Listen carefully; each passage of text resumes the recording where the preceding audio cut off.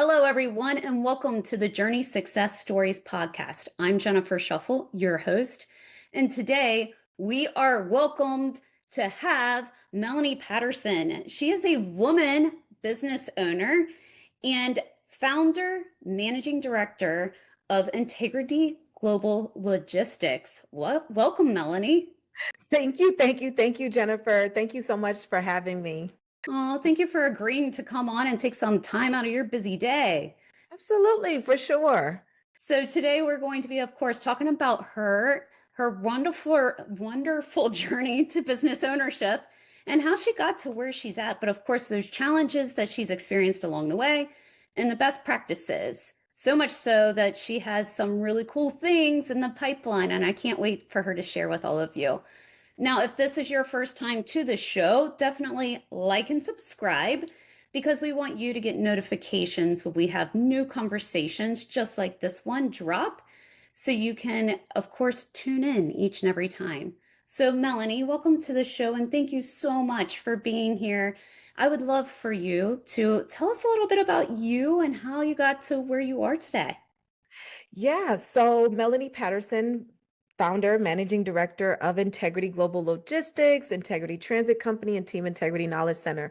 And so before I jumped into my entrepreneurship journey, I was a nurse practitioner. So I was like many people who might be listening in, coming from corporate or even still in the corporate setting.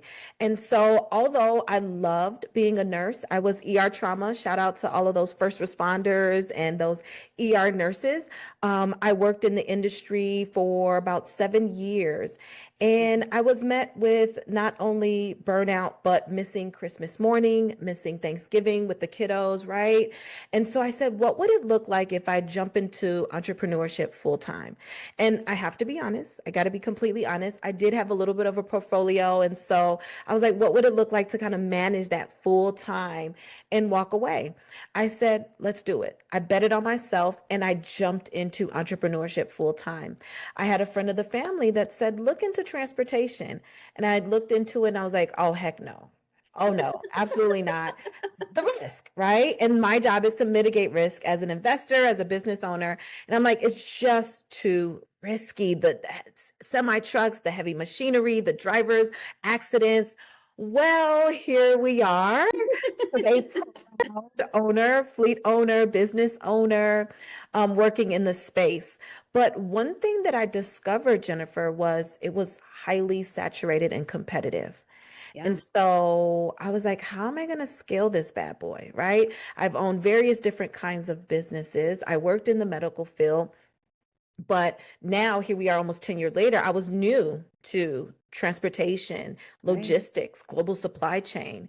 And it's really not geared towards women and Not at all. especially minority women. Can we be Correct. honest? Right? We are in a white male dominated industry within transportation and global supply chain. And so I had to pen to paper at that time. And so that's where I really discovered, hey, why don't we just leverage what I simply am? I'm minority, I'm woman, and the government is looking for customers like me. And that's what I did. And that really kind of changed things. That's so beautiful. So, besides people saying, hey, go into transportation, as you're doing that evaluation and due diligence, let's be honest, what was the thing that you're like, you know what? I'm going to do this, especially since it's saturated and you want to mitigate as much risk as possible. What was that thing that really stood out that made you say, oh, yeah, supply chain, that's my jam. That's going to be what I'm going to do? I mean, I don't know if this is the answer you're looking for or the correct answer, but it was two things. It's essential and it makes a lot of money, right? And so anytime you have something that is essential, that is the heartbeat of the economy, literally, right? How did your creamer get to you this morning when pouring it into your coffee? Probably a truck. Right. Yeah. And so, I said, this is a great business. And coming from previous medical, right? Knowing how important essential workers are, or to be in an industry that is even umbrellaed as essential. I said, this is something that I may have to kind of take a look at. And then, yes, there's a lot of money coming in and there's a Right. lot of money going out. But if you Very. manage that thing and you run lean and understand what your operational cost is, there's great opportunity to build a legacy. And so if I was going to leave my career, humbly speaking, right? I didn't have a job, guys. I had a career. I have several degrees, dual master degrees. I've been in school half of my life. And so I was like, this has to work. There's no other option. And so I betted on myself and I jumped. Good for you. Yeah. And we're very blessed that you did because then you're Thank here you. with us doing Thank this. you. Thank you. So, the whole government contract space, how long were you an entrepreneur now having this beautiful logistics company before you actually started to tap into the government contract piece? Great question. So it was less than 1 year. It was less Okay. than 1 year starting the organization. So, mind you, I said I had a little bit of a portfolio. This crazy girl, did wipe out my 401k and we went asset heavy. Oh, you too? Yeah. Don't recommend it, guys. Disclaimer, don't recommend No. it. But if you have a heck of a plan, I mean, shoot for the stars, right? And so cleaned out my 401k, liquidated some real estate, and we went really asset heavy. And so we onboarded a lot of semi trucks and reefer trailers, and we built out the company from there. And I quickly realized not only is it saturated, but again, it's cost to maintain and run these vehicles, even sitting. I got so I crunched my numbers. I'm like, how much does this truck cost just to even sit in this parking garage, in this lot? And so I said, we need contracts and we need contracts fast. And so I was pretty aggressive with that. And I went back to the team and I said, hey, we got to restructure this thing. We got to make me 51% owner. And then we can kind of scale the plan from there. And so for me, because of my background in, I mean, I guess academia and with nursing, but most importantly, my experience with business ownership, I Right. knew that a business only survives on their customers and the revenue that are coming in. And so I'm like knocking at these shippers' doors and cold calling is completely okay, guys. Like I think that it's phenomenal. We do it. We still do it to this day, right? We have a private sector and a public sector. But what would it look like to quickly onboard an enterprise customer? It's typically usually hard to do that, right? Go knock Yeah. on P&G's, Procter and Gamble's door. Try to knock on There's the Walmart's door. door. There's a line, right? And then it's very, heavily weighted on relationships. Let's be honest and transparent here in this room. And so I said, how can I do this with an enterprise customer where it's somewhat of an even playing field? You just have to play the game aggressively. And that was the government. And so it was less than 1 year after registering the company, we won our first contract. Oh, congratulations. That's so amazing. So you mentioned team. How big of a team do you have today? Yeah, yeah, yeah. So I kind of figured this thing out, and so I love that question. I really, really love when I ask that question because in transportation, what is the first question that they ask you? How many trucks do you have? Right? And so starting out, I'm like, I want 100 trucks because it's a volumes game and da da da da da. And so we got up to 22 trucks. We had a mechanic shop. We had a full in-house dispatch team with a ton of desk in the office. We had Wow. owner operators as well. And so we had a really, really robust team. And then I figured out you really don't need all of that in business. And so we were able to kind of downsize and leverage partnerships. And so we have a very, very robust internal team, but also a more robust network that we kind of leverage with some of these larger contracts. Very nice. Yeah, That's yeah. brilliant because when you were going through the volumes game, I'm sitting there thinking about the dollar signs popping in There my you head. go. There you go. Um, Yeah. and we had about 13 dispatchers in office, and we had all of that going on, and then COVID hit, right? Which is a game changer for everyone in the marketplace, and that really um hindered a lot of us. That was a moment in time, and now here we're sitting in reality. And so I'm really glad that I was smart and strategic about that. Excellent. So how many people do you have internally now? So internally right now we have 8 people internally in-house, and we have 2 locations. Yeah. And Two so locations. Tell us more. so we're housed here in Chicago, Illinois, and then we are down in Dallas, Texas, looking to expand in the Ohio area as well as Atlanta, Georgia. Yeah, because here's Dallas and here's Chicago. Like Yeah. there's a really great Midwestern area in between. Hmm. Hmm. Absolutely. And so we're building this thing brick by brick. Yeah. Oh, phenomenal. So how long have you guys been in business now? So about 10 years. About 10 years we've been in business. And I say that we have been in business 10 years on paper, but our team is over 20 years of experience. We have a driver that has over a million miles with no accidents.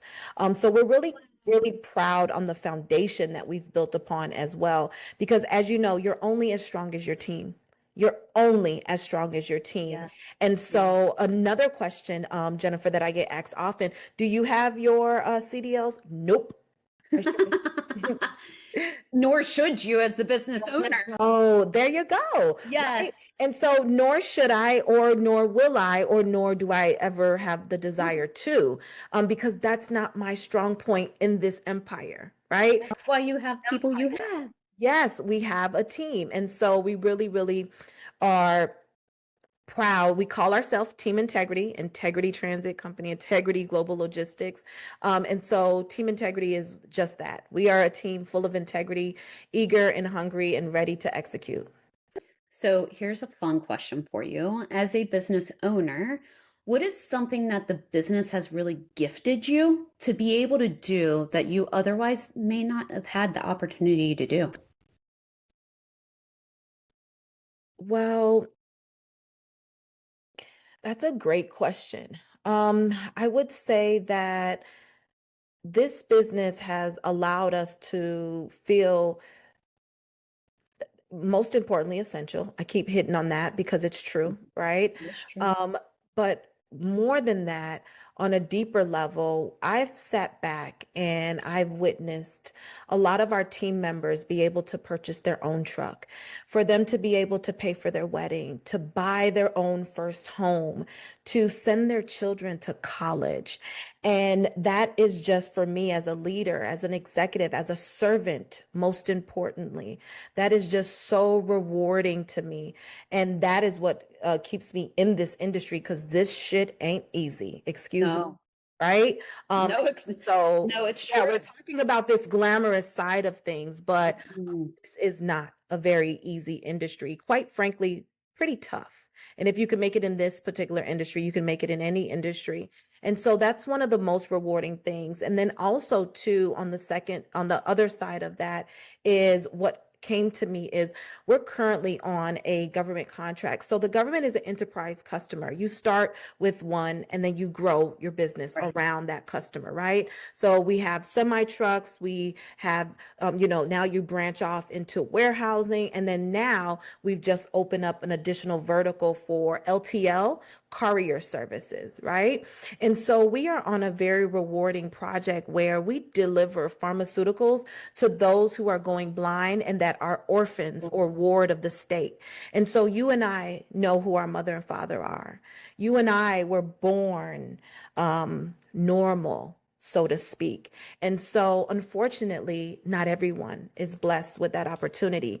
And so, we are on a contract right now where we are delivering pharmaceuticals to those who are legally going blind, and they are orphans and their guardians are the state. And so, I think that that is rewarding. It's beyond rewarding. Yeah. That's so phenomenal. So you dropped an acronym, LTL. I'm going to drop a ton of acronyms. Yes, you are, because it's Government part of contract. that side. And I know because of supply chain and my background in the manufacturing space, but for our beautiful listeners. Which one was it? LTL. Gotcha. Oh, so less than truckload. Excuse me. So for those who are new or those who are not familiar, we have TL, right, which is basically full truckload, and then we have LTL, which is less than truckload. Typically, you'll see that that's ground transportation, and you'll see that more in your urban areas, right, to navigate and haul or deliver various different type of commodities. So that can extend from anything from your 26-foot box truck requiring a CDLs to you guys, all the way down to your civilian vehicles, sprinter vans, and things of that nature. Yeah. Thank you. Sorry. Yep. No need to apologize. That is the market. Like that is how you talk and that's how things go. Yeah. So, as a business owner today and where you've arrived, what does your normal day look like now? Good question. So I'm gonna just say where I'm at today in my journey. I'm Mhm. really honed in on business development right now. I am clear in the power of relationships and networking. And so I have been able to and fortunate enough with the right guidance, mentorship, and leadership to where I'm no longer having my hands on the steering wheel, right? Like we usually do as business owners. We have our hands on the steering wheel. We're Yeah. driving that thing. We might be wearing a couple of hats as well, to where now I have the fingertips on the steering wheel and I'm more in true, leadership and a project management role and business development. So I really take pride in managing of our various different projects from city to city, state to state. I'm constantly flying out to visit these various different project sites. And then from a business development standpoint, really growing the business on the back end side, that quiet work that happens that Yeah. nobody sees, that's what she's doing right now. When you get more no's than yeses and you have to really There you go. motivate yourself and pick There you go. yourself up by big girl pants and There you move go. on. Someone's been there. Yes, very Yep. much so. Yeah. So, Melanie, if you arrived 10 years from now, what does Integrity Global Logistics look like? Ooh. All right. So 10 years from now, Integrity Global Logistics will be a premium 3PL service provider for the public and private sector. Really, really honing in on leveraging as well mentor protege programs for the government so we can take on very large projects and also give back to our community, our small business owners, our veterans, and our minority women owned businesses through a mentorship protege program that we have underneath our umbrella. In 10 years from now, transparently, I have here my number of being acquired for 100 million, leveraging my current certifications and my book of business and network. Excellent. So, you kind of mentioned helping small to medium sized business owners. Tell us a little bit more about some of the things you kind of have going on in that mentor space to help elevate our community and our other business owners. Yeah, so we are in the process of kind of laying down the foundation of bringing in a mentor protege program to where you can stand next to us on some of these projects and start to groom your business to be prepared for such an enterprise customer like the government, right? The word Yeah, government it just contracting, feels it's heavy. daunting. It feels heavy. Right? And transparently, quite frankly, it is, right? So, Yeah, most small business owners are not ready to take on a customer like this. And we take on the brunt of, insurance requirements, the compliance metrics, and, very strong back office. But you being underneath our tutelage and standing next to us as a subcontractor will really groom small business owner a little bit quicker than normal and learning from us and not having to make those mistakes and turning decades into days. And so we also are looking at really partnering with some of our local cities to look at offering internship opportunities within the warehouse and learning about, forklift operations and OSHA compliance and things of that nature. very cool. Yeah. So, how are you guys leveraging maybe technology within that mentor space? Well, we're not leveraging any form of technology in the mentor space per se, but two things, two folds to that. So the first thing is like within the integrity global side of things, Mhm. we have to leverage technology, right? Absolutely. The only way that you really can scale, especially now today, is being able to leverage technology and not so much bodies. Ouch, Mhm. I know that hurts, but True. we're here to have an honest conversation, at least when I have the mic. And so as a small business owner, it's like, how do you scale this thing? It's two ways, right? Really looking at your labor force and then looking at your technology that you're leveraging. And so we're big on really finding out, can this process go through some form of automation? Right? Can we onboard technology for this process? So we're super big and always assessing our workflows within the organization. And then what came to mind, maybe I am already leveraging this on the mentorship side. So if you see here, we have GovCon iSource. So a lot of peers of mine were like, Melanie, there's no way you can pull this off and not tell the people how you did it. And I'm like, well, how do I do that? Right. So first and foremost is like, social media. And I'm like, okay, that's cool. But I'm like, I want something tangible, something cost Mhm. effective, something that other small business owners can take and repeat this process. Well, that's GovCon iSource. GovCon iSource is the all-in-one companion for small business owners where we build out a procurement department in many of these businesses. So we have a full team to register you in sam.gov, conduct market research, handle of your pipeline, look for those contracts and bring them right to your fingertips, and then write award-winning proposals and maintain that robust pipeline within the government sector. And so that has been game changing. We're at within a very short time, we've secured over 10 million in contracts with this amazing tool. And so really, really proud at how we are changing how small business owners do business. And so from the mentorship, I guess, component, Team Yeah. Integrity Knowledge Center, another company of mine where we've taken my proven process. We've duplicated it. We really have some solid IP, a heck of a development team, and GovCon iSource is basically your procurement department in an app. It really is your procurement department in an app. We build, grow, and scale small businesses in a very, very short amount of time for very low cost. And so, speaking of technology, yes, I mean, in that way, we are making an impact. Absolutely. I love this so much because it really embraces the concept of abundance, not Mm, scarcity. And so the fact that there are so many people in your space already, how can I do procurement better than on my own?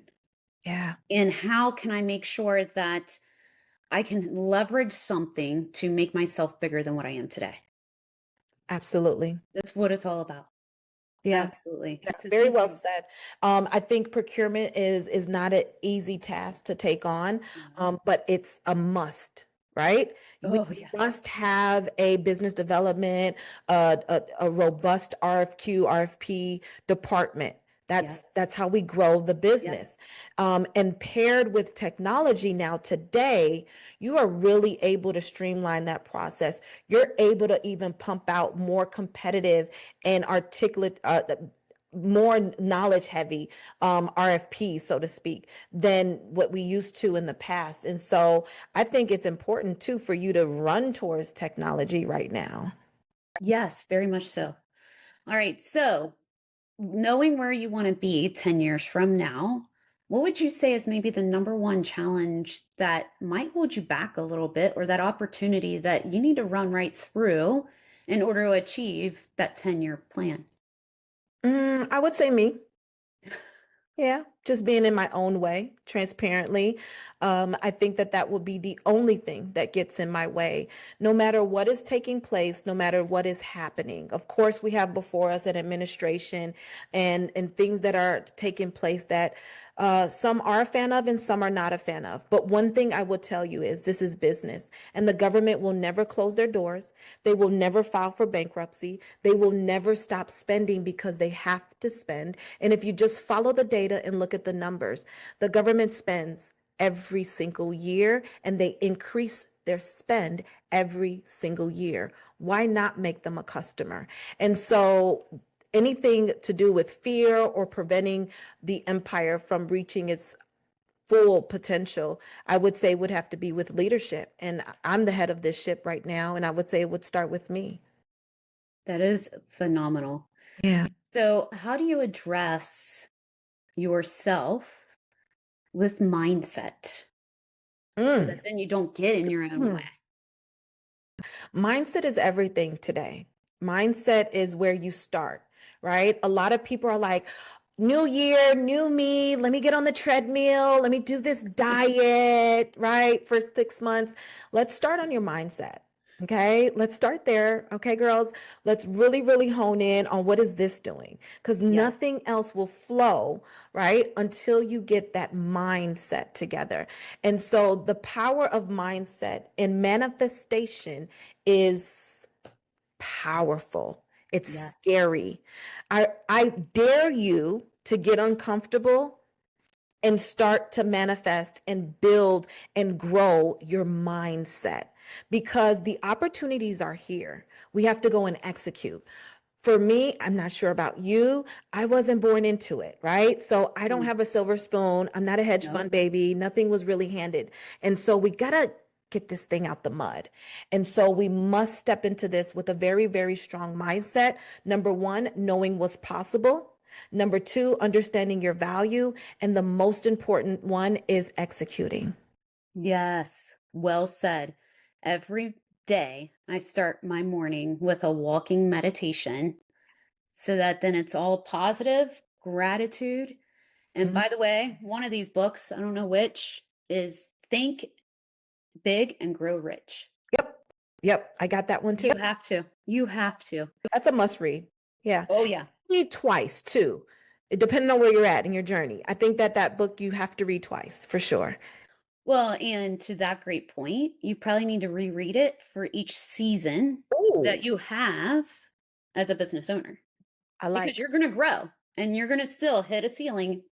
You got to bust through it, Yeah. whether it's fear or whatever, and keep on trucking on. Keep on trucking. Absolutely. Absolutely. That's a great one. Yeah. All right, so I have some rapid fire questions for you, Melanie. Are you ready? Ooh, okay. And no practice here. So let's see what she So has. you're gonna be like, okay, check, or Okay. you're gonna be like, here, hold my beer. All right. Let's see. Let's see. All What do right, we have? what is the key to success for you? Mindset. Mindset. What is the key to success? Is having a really, really good mental health space. And that goes hand in hand with mindset. If you're not together here, you're building on sand. And so that really hinders your ability to be successful. This is a doggy dog world, as they say. And so you have to step into this very, very shoulders back, very a matter of fact, very understanding of what's possible, what's capable, what's within reach. And that all begins with a solid mindset. And so that's what I believe in and I lead by. Yes, yes.